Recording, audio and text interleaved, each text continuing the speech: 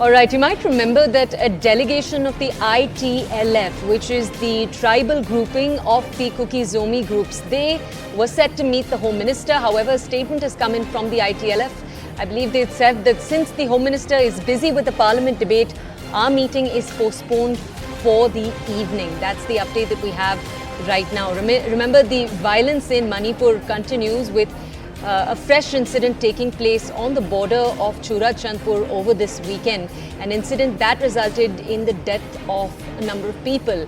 Now, as the violence continues, remember the most recent controversy that's played out in Manipur was controversy over demands for the usage of a certain part of the state as a burial ground, with groups on both sides saying either that they wanted the land not to be used, and some arguing that the land should be used for that purpose.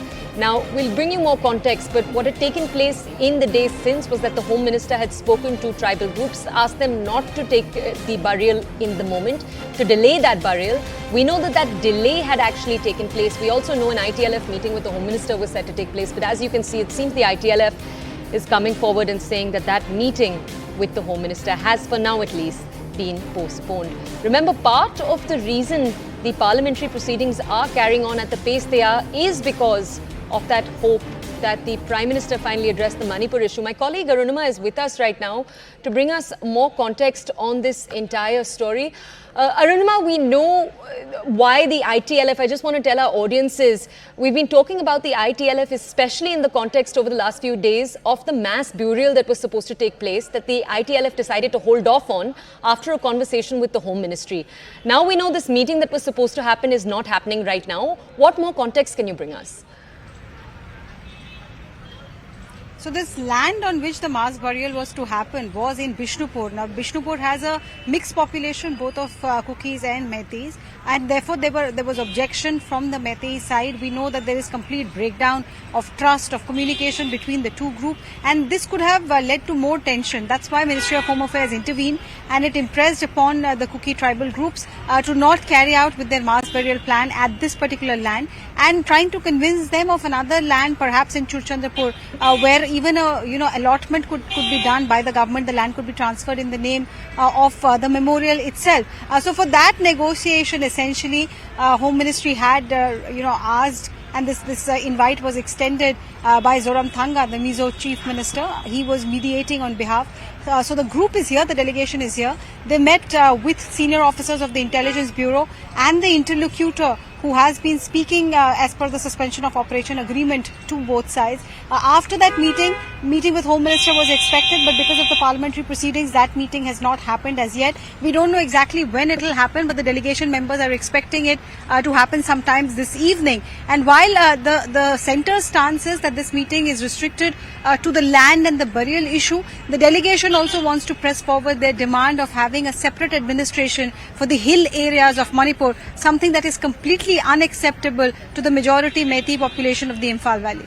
Could you also tell us, Arunima, we know that on August 5th, we saw a fresh round of violence break out in parts of Manipur. I believe 5 people were killed.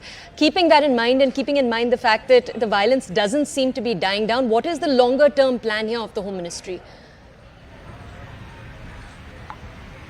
Before that, I just want to break down this information that we have managed to access. As far as the numbers go, as far as data goes, Manipur Police has apprised the Supreme Court of how many cases have really happened and on what cases. We do know that 6,500 plus FIRs have been registered in this particular case. What are the breakdown of these FIRs? How many are rape cases? To that, Manipur Police has said that there have been 3 cases in which rape has been alleged. 1 case where gang rape has been alleged as well. But out of 6,000 plus cases, most of them, more than 5,000 cases, are actually that of loot and arson.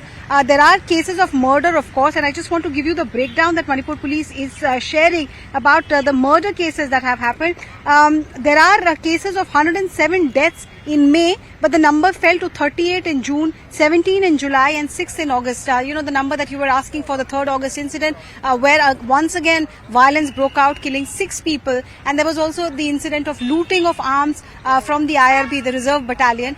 So that incident has come back, but the Manipur police has managed to convince the Supreme Court that things are improving, and the data seems to suggest so.